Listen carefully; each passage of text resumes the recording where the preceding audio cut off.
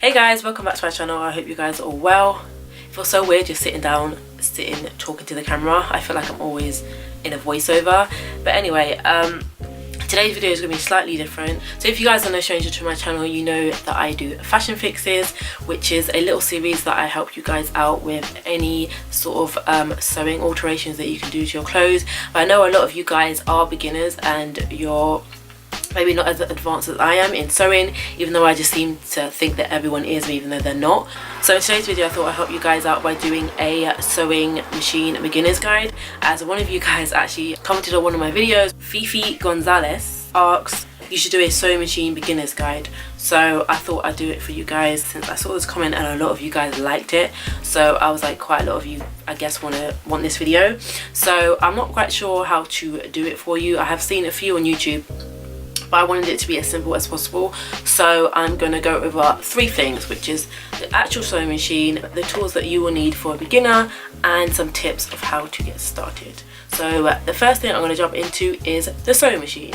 So the sewing machine I have is a Brother sewing machine. There's two types of sewing machines that you guys can get. You can get a mechanical or you can get a computerized sewing machine. I have a mechanical sewing machine. The computerized ones are usually the ones that have a screen on the front of the sewing machine. I do not have that. I just have like a normal sewing dial, but those computerized ones kind of do some of the maybe stitching for you, which kind of can help some of you guys out if you're like really beginner and you want like a machine to kind of basically do it for you. But the mechanical ones are the best, so you can actually just get the hang of it if you are a beginner. It's really good to look at the reviews. I didn't actually buy my sewing machine myself. I got it as a gift. Yeah, my mum bought it for me, so you really should just like read up on the reviews. The best sewing machines out there so far that I know of are Brother and Singer. Those are the two kind of top machines out there. But you don't have to get those machines, but those are like the most well-known ones, and you know that they're going to like have a lot of sustainability, and you know they're not gonna like break on you like the first time you use it.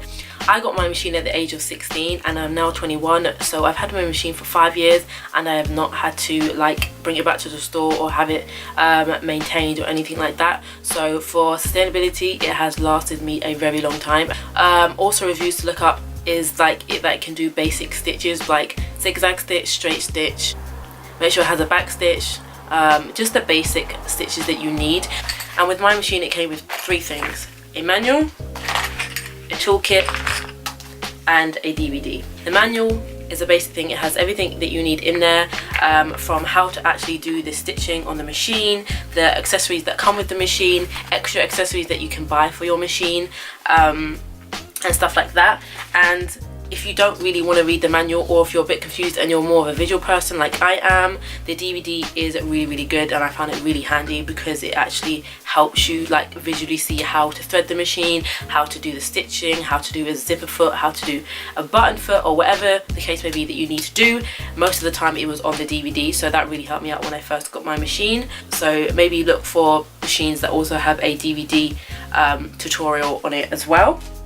And then the last thing my machine came with was this little care kit, and it just came in this little cute white envelope thing. And inside my little accessories kit I got a zipper foot. The zipper foot is of course for sewing zips. A bobbin. The bobbin is the little thing that you put inside on the bottom of the machine that puts the thread through the bottom half of the material. A needle pack. The needles are obviously for the machine, so extra ones just in case you break them, which has happened to me a lot of times. A buttonhole foot. The buttonhole foot of course is for buttons.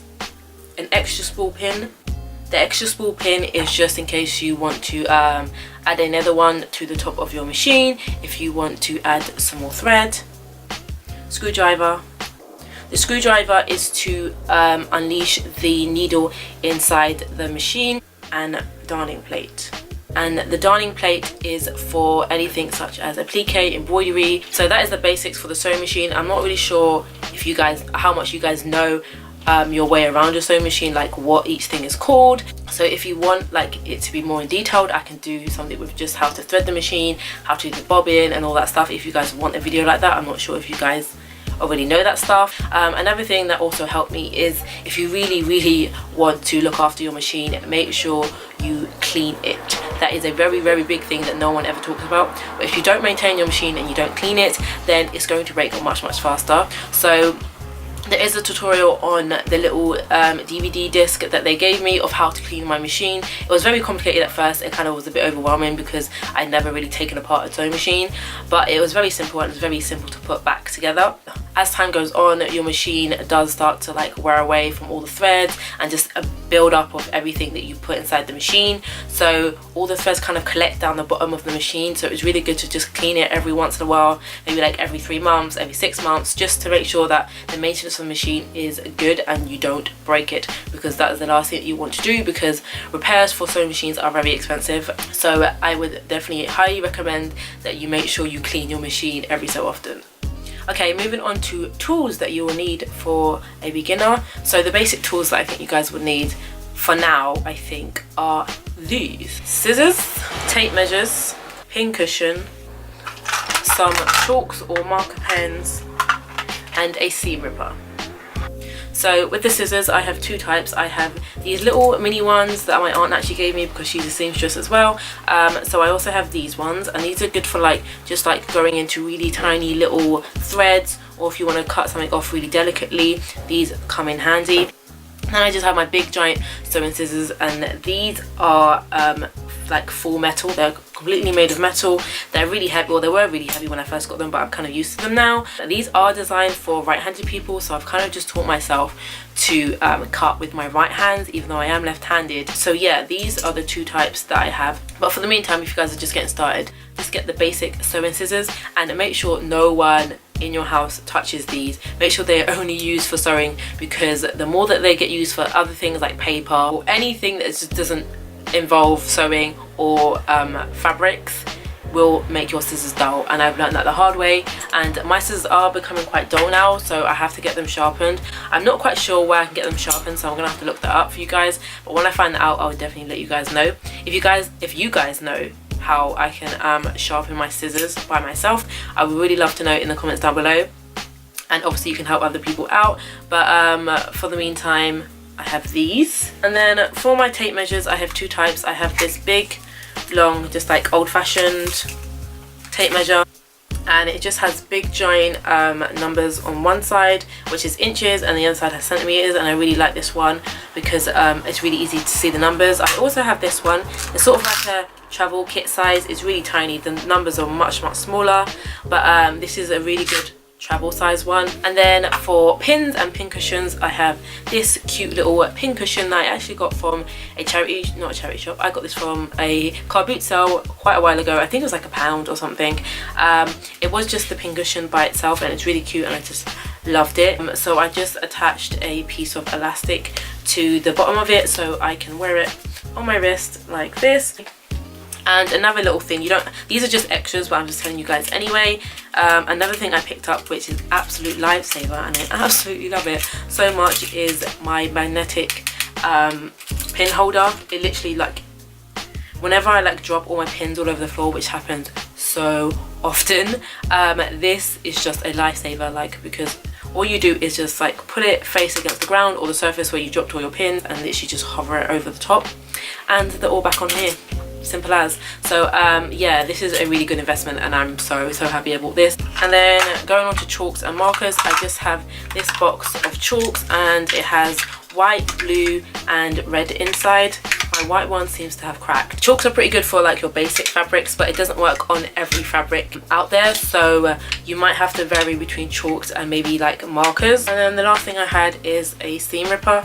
I've gone through like 3 of these now. For some reason, I don't know if I just have a heavy hand, but every time I get one, I seem to break either the safety ball breaks or the little cutting blade breaks for some reason. I don't know why. I don't know if I'm just getting really cheap ones, but try and invest in a pretty good one, because seam rippers come in handy so often. So the amount of times that you make mistakes, you can just get this, pull out the stitching. This one was only £2.85.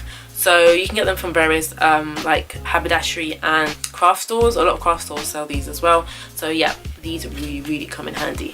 Oh, and the last thing that I want to show you guys for a good little tool. I don't have it with me right now. I don't seem to know where it is. I can't find it. But a really good thing to have if you're going to do hand sewing is a thimble. A thimble is like this little tiny metal cap that you put on your finger when you're sewing, because when I do my hand sewing anyway, my fingers start to hurt so badly because the needle is constantly like pushing into your fingers, and obviously because it's metal, it will like start to hurt after a while. So a thimble is a really good little investment as well, and they're really inexpensive. The last thing I want to share with you guys is how to actually get started with sewing, and if you're a beginner, hopefully this helps some of you guys out. So I've been sewing since the age of, I've been using a sewing machine since the age of 14, I think. When I first started high school, we did a textiles class, and trust me guys, everyone starts somewhere. Even I did. I've been sewing for almost like 7 years now, and I by no means call myself a professional, but I have learned so much in the 7 years that I've been sewing. So everyone has to start somewhere, so don't be like disheartened if you don't get it right the first time. It's just practice, practice, practice, practice, practice. That's all it is. So I kind of want to show you guys this. I kind of dug this up and I thought it would kind of be helpful, I guess. My exercise book of when I was in textiles, and like the little mini things that they got us to do to start sewing, which I think kind of help some of you guys out. So the first little thing, oh wait, before I open the book, the first thing that we had to do in our class, which I thought was really funny, I'll try and find a copy of it for it down below, but the first thing we had to do was our sewing machine driving test. And this basically was an A4 sheet of paper, and it had basically had like dotted lines of like a windy road, and we had to stay within the lines with our sewing machine all the way to the end of the page in order to get our sewing machine driving license, and that was so that we could use the machine. So until we did that, we wasn't allowed to use the sewing machines in class. So thinking about it now is really funny, but it really was helpful, because whenever you're doing like really round circles or just anything that has like a curve to it, it really did help just for you to get the hang of just doing the basics of that if you really are like a beginner. I can find one online. I will definitely leave a link to it down below so you guys can print that out and maybe use that to just start just doing a basic sewing stitch. But yeah, so once we passed our test for doing that, we started our exercise books, and they got us to do various different things. So the first thing was basically just teaching us different techniques. So the first one was quilting, and we had to draw a design that we wanted to do for quilting, and then once we drew the design, we had to create this design on a piece of fabric. So we first did it on a sample like this. I don't know if you guys can see the stitching in it, but we just practiced literally just doing diagonal lines on quilting. So that was really cool. We had to write down like the methods and the steps to do it, and yeah, and this was basically just like a sample. And then they just got us doing a bit of hand sewing with quilting as well. So I just did this weird little pattern thing, I don't really know what it was, but I also did that as well. And then we also have like a square piece of fabric of practicing different stitches on our machine. So we got a few different types of zigzag. So you can buy really cheap fabrics, like a viscose cheap polyester fabric to practice the stitches on your machine, and they're really inexpensive. Or you can even just cut up old clothes that you have lying around your house that you want to just practice on. That also helps as well. And then this is the first applique sample I did. If you don't know what applique is basically sewing one fabric onto another. So we basically cut out a design, and then we had to applique it onto another piece of fabric. So applique is just basically using a zigzag stitch or a straight stitch on top of another piece of fabric in order to create a design. So this is what I created when I was 14. Very simple and weird looking, but like I said guys, everyone starts somewhere. And then they taught us reverse applique. Oh, this is very horrid. I can't believe I'm showing you guys this, but reverse applique is basically doing the opposite. So you put in a fabric underneath, and then creating a design on top. So you're removing the top fabric to create a design underneath, and I feel like I absolutely butchered this, if you guys can see it. I don't know why I picked these fabrics and what design I was going for. I guess I was going for a flower, but I don't know why I did it like this. But yeah, my stitching is very questionable. So yeah, that's reverse applique. So that's another technique that you guys can maybe try out. You can also Google it as well and just see how much you like it.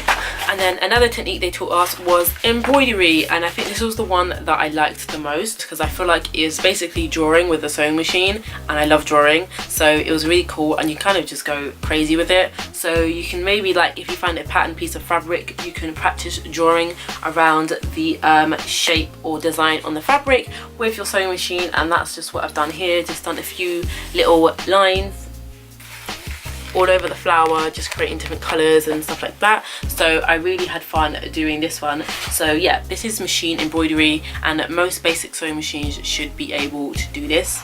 That is all the things that they taught us. I'll leave everything that we practiced down in the description so you guys could just look up those techniques so you can practice them. I will definitely leave them down below, as well as the little training path, if I can find it as well, that they also got us to do. But yeah, other than that, that is basically everything. I hope it was helpful and it wasn't too confusing. If you guys have any other questions, do not hesitate to ask them down below in the comments, because this is like basically a little community. You guys help each other out. You guys have helped me out quite a lot, just commenting on some of my other sewing videos of techniques that I can apply to my sewing, which has helped me out a lot. So don't hesitate to comment down below, because even if I don't reply, I feel like one of my subscribers will reply. So that's what I really like about my channel as well. Yeah, and I think that's about it. I hope you guys enjoyed the video. If you did, please do give it a thumbs up. Don't forget to hit that subscribe button down below if you haven't already, and I'll see you guys on my next one. Peace.